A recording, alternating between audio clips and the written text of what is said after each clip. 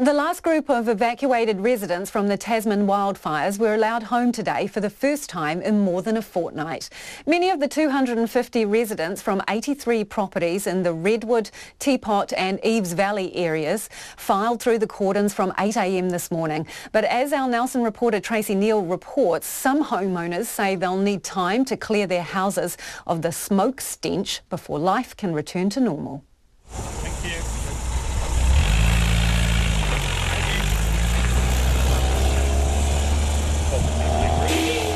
At the Teapot Valley cordon this morning, police and civil defence emergency staff were letting only residents through. The police warned them not to plan any celebrations to mark being home, as guests are forbidden. Gary Hall said from his car as he was heading through the cordon there was only one word to describe how he felt. Wonderful, wonderful. It's 2 weeks is a long time to be, not knowing where you're going to stay the next night, sort of thing. Yeah. But others aren't so lucky. Eves Valley resident Tim King says the family's 1884 home is not the nicest place to be at the moment. No, we won't be staying in our house for a while because it's quite smoky. And fortunately, the place where we're staying, the people we're staying with, so they're now away for a couple of weeks. So we're just going to stay down there while we let the house air out and do the things that need to do, work with insurance over what may need to be done in terms of cleaning and that sort of stuff. At the height of the evacuations, 3,000 people were forced from their homes across a wide area of the district.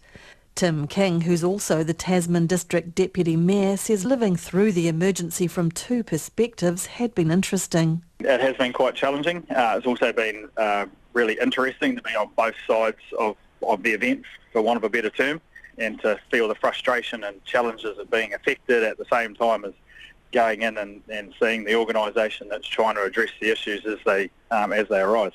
Christine Hine-Patriok and her husband Volker Patriok moved to Redwood Valley nearly 4 years ago to escape the Christchurch earthquakes. Firefighters used water from their swimming pool and that probably saved their house.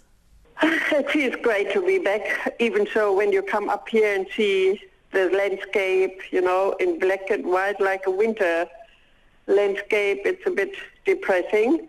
But on the other hand, we just can do everything new outside, so that will be a good challenge. Ms Hine-Patriok says being away from home for 16 nights without knowing when they might return was difficult. You don't have any control over what's happening next. It's really not a nice feeling. So to be home again and feel you have control over your life again, that is really feels much better. While access was granted from 8 o'clock this morning, Civil Defence Controller Alec Laverdis says people near the fire zone need to be prepared to evacuate again if needed. Rachel Laurie of Teapot Valley is back home now but is keeping an eye on the weather. She's not taking any chances with allowing her horse back home just yet.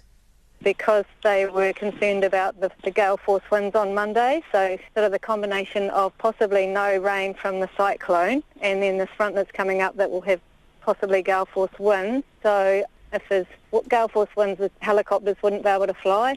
Ms Laurie says that means any flare-up would be difficult to contain. I'm reasonably close to burnt forest and unburnt forest. They left us under no illusion that the fire was still going, it was still alive. Alec Laverdis says support will be ongoing for those who chose not to return home. All are now hoping for much needed rain to quell the remnants of the fire that's still burning underground. In Nelson for Checkpoint, Tracy Neal.